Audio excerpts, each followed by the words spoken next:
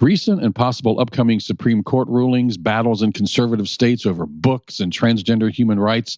And let's just take a trip down memory road and think back to a clerk in Kentucky, a baker in Colorado, a florist in Washington.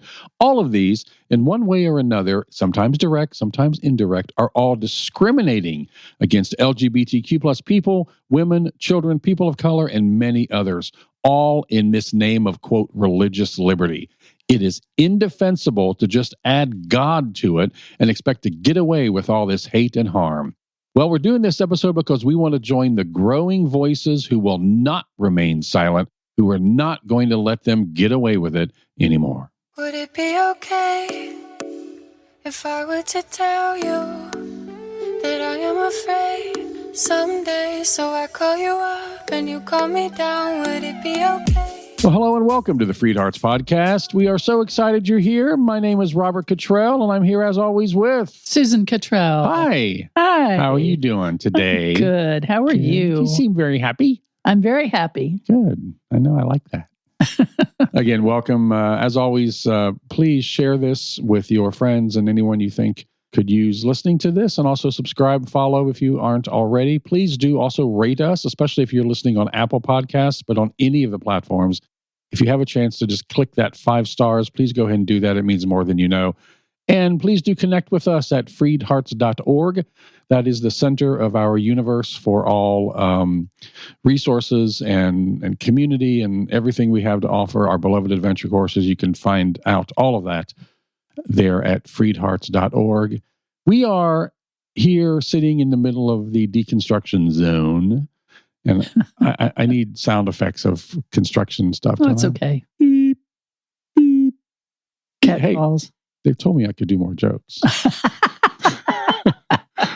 You have gotten specific requests for more jokes. I have. More than once. We will be sharing those soon. Yes. But we have the elections coming up, the midterm elections coming up soon, and we certainly encourage you to vote, vote, vote, vote, vote. Please vote. And today we're going to talk a little bit about, with recent Supreme Court rulings, with possible upcoming Supreme Court rulings, with battles in more conservative states over books and transgender human rights, and let's take a trip down memory lane and think back to the clerk in Kentucky and the baker in Colorado and the florist in Washington. That's more like a horror revisit. That's a horror reboot. Right. So all of these, in one way or another, sometimes direct, sometimes indirect, all of them are discriminating against LGBTQ plus people, women and children and others, people of color, all in the name of, quote, religious liberty. Whew. Well, we're doing this today because we want to join the voices of people, the growing voices of people who are not going to remain silent, who are not going to let you get away, not you, but let them get away with it anymore. I remember Jesus talking about that, saying, now that you're following me, here are all the people you can exclude. Yeah. It's like, no. Well, whenever the next news breaks, the stories that trend on social media, and as one of our readers said, I'm sure we're going to start seeing the wave of persecution whining on Facebook. Yeah, from those who claim to be losing their religious liberties, who claim to be persecuted because of their religion. Meanwhile, in their ongoing pursuit of religious freedom, these people step over the least of these. And let's define that again. We hear that phrase a lot. That's what we're supposed to be doing. Yeah, Jesus. Let's go back. Yeah, who are the least of these? The least of these are the least visible, the least powerful, the least resourced. So the poor and the marginalized. Yeah, and the oppressed. That's what he's talking about. Anybody that falls into that. Yeah. Yeah. So don't ever hear it. I always want to explain it. Don't ever hear it as least valuable. It's on the opposite. It's the least visible. Yeah, so that includes who? Well, it includes the LGBTQ community. It includes women and children and Black people since the founding of our country. It includes the impoverished. It includes the LGBTQ youth literally stranded on the street. Stranded on the street. And so many others. And they turn a blind eye to the terrible injustice all around them to maintain this ideal of pretending that they're fighting sin. And if that image doesn't turn your stomach, it's time to get on your own knees in prayer. Seriously. I mean, the most unimaginable horrors, honestly, the most unimaginable horrors have been and continue to be justified by people claiming that it's their religious right to do so. Yeah. There was some quote that if you claim God is behind you, there's no limit to what you can do. There's no limit to what you are willing to do if you think that God is behind you on it. And it's not just the religious leaders and others who are the powers behind these efforts. It's those who follow silently. Yeah, that's true. That's true. I mean, like the whites who ignored the lynchings of blacks in the 60s, like the Germans who ignored the acrid stench from the crematoriums to maintain this pretense of religious freedom. It's horrifying blindness and hypocrisy. And you really couldn't get more self-centered than that. And those who maintain that fiction for themselves do so at their own peril. You will be washed away in the changing tide. Yeah. Really, things are changing. And if that's where you're standing, you're going to be washed away. Things are changing. Yeah. And the world, again, we talked recently about how I love the term woke. Don't let them take that away from you. It means, as opposed to being asleep. I love the world is waking up to all of this, and enough is enough. In our own story, we see more than anything else this play out in the lives of LGBTQ people and their families. That's our own experience. Yep. So let me state this really clearly. Accepting LGBTQ people does not limit anyone's religious liberties, but to marginalize and discriminate and shut them out limits their religious liberties. That's exactly right. That's exactly right. You know what I mean? Yeah. So Christians who are part of what we call the rules-based, behavior-focused, conditional love, non-affirming church. There's a lot of labels to put on the church. It's supposed to be simple, but it's exactly what it is. It's exactly what it is. Yeah. It's rules, not relationship. Mm-hmm. It's law, not love. Mm-hmm. It's precepts, not people. Okay. That sounds better than what we just said. I like that. I like that. And I'm like, tell me again why you need protection for your religious liberty, because I do not get it. You live in a country with more religious liberty than any other in recorded history. No one is burning you at the stake. No one is putting you in concentration camps. No one is shooting you on sight. Please tell me exactly what liberties you believe are being encroached upon. Good point. Yeah, and I've looked at the requirements of Christianity. I've read the words of Jesus, and I cannot find anywhere that he asks his followers not to serve their neighbor, not to be kind to their neighbor, not to love their neighbor. And he said, everyone is your neighbor. And he said, love feels like love, not this pretend thing. And I've searched, but it is not in there. Right. So what we're talking about here, again, don't miss this. Don't let them fool you here. Yeah. What we're talking about here is not a God thing, and it's not a Jesus thing. It's a religion thing, and it's a man-made religion thing. You know what I mean? Yes. Yes, I have read all the words of Jesus, and I cannot find anywhere that he asked his followers to judge their neighbor, to condemn their neighbor, to reject their neighbor. In fact, he said the opposite. I've read the words, of Jesus, and I can't find anywhere that he asked his followers to change laws so that they can legally discriminate against those they think are in sin. This is not rhetorical. I'm asking. You've been asked. You have been asked. We've asked you since the beginning of FreedHearts. Yeah. You've always asked for this. Yeah. Where does Jesus ask you to do anything other than embrace in love? I'm sorry. And it's funny because if the most important thing is to love, how do we learn to love better? By just loving the people we already like? That's easy. He said as much. It's loving the people that we find hard to love.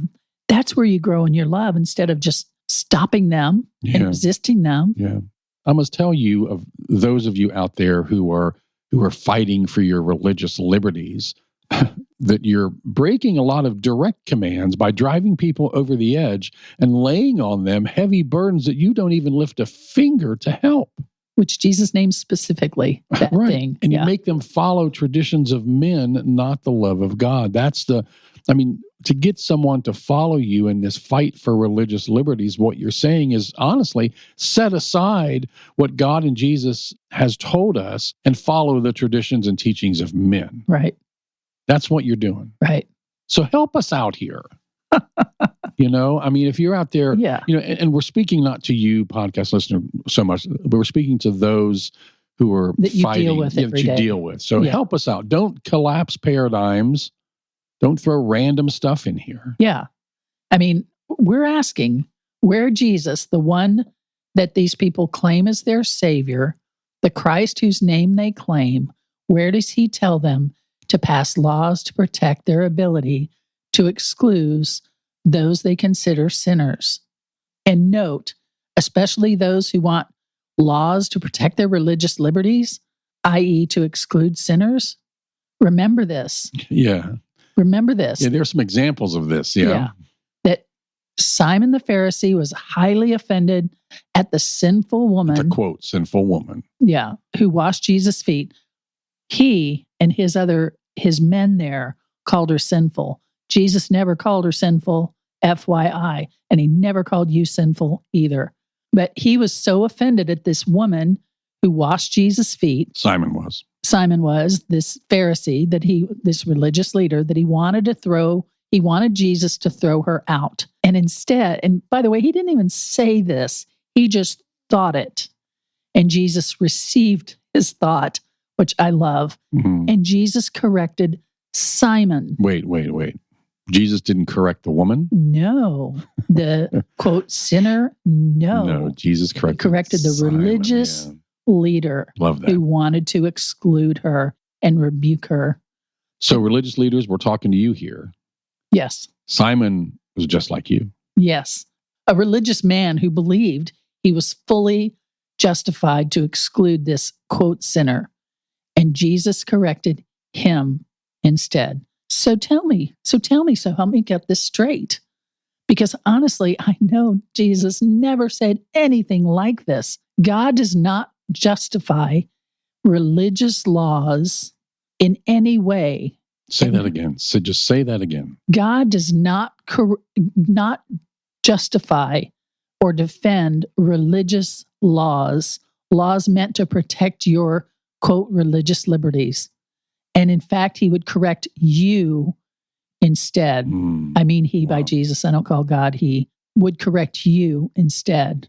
And unless you can prove otherwise, then you're just reflecting your own preferences. And it's time to admit that, because if you're proceeding in your own power, not Jesus's, then don't call it religious liberty.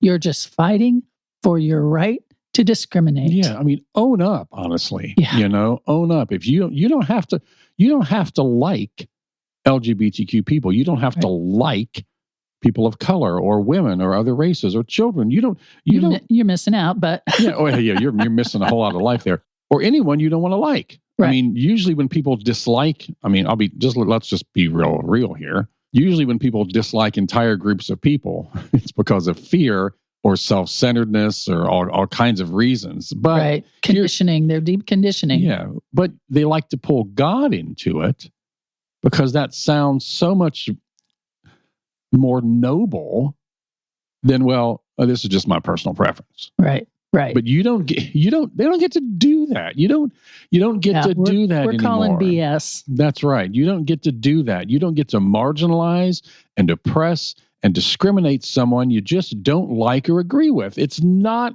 your religious right to do so. So stop frickin' claiming it is.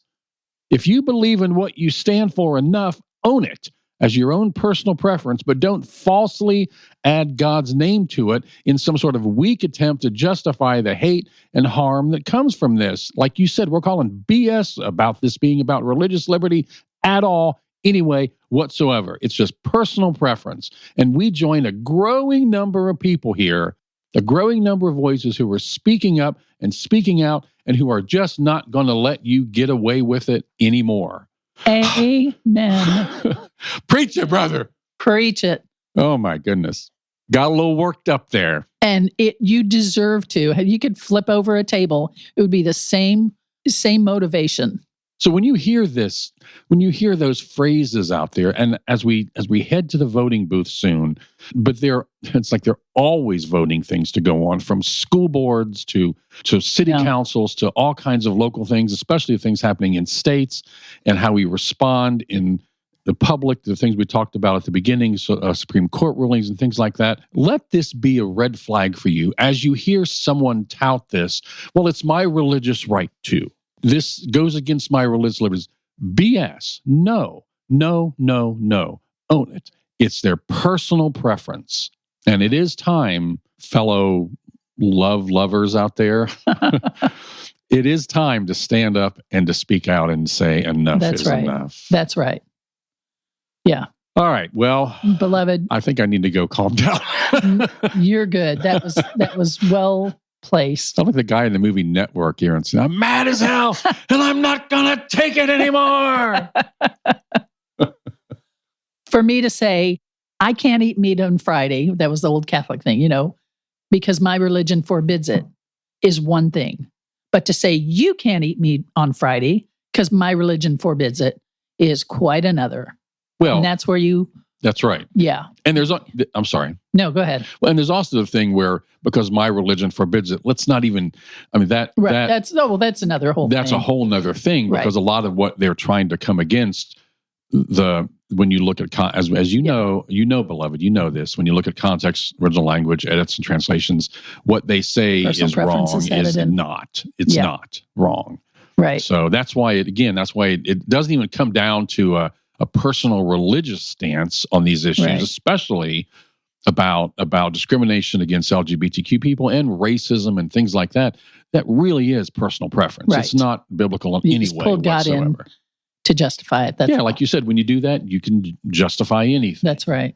So, well, we just want you to know, beloved, that we freaking love you. We truly love you. You move us and you reach into our heart and stay there. And we are so grateful for you. And we want you to have hope.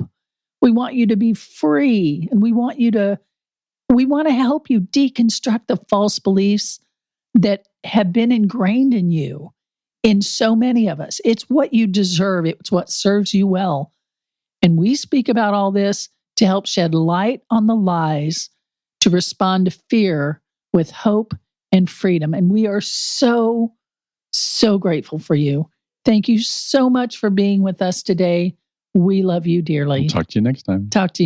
Bye. Bye. Would it be okay if I were to tell you that I am afraid someday? So I call you up and you call me down. Would it be okay? You've been listening to the FreedHearts podcast. We have extensive resources and vibrant community for you at www.freedhearts.org. Just come say hello. And if you have questions or issues or comments about the podcast, things you'd like us to talk about, reach out to us at podcast@freedhearts.org. The music is provided by Hannah Cottrell, our daughter, the Grammy-nominated Saint Sinner, and you can find out more about her at heysaintsinner.com. Please share this, subscribe, and follow on your favorite platform, and thanks for listening.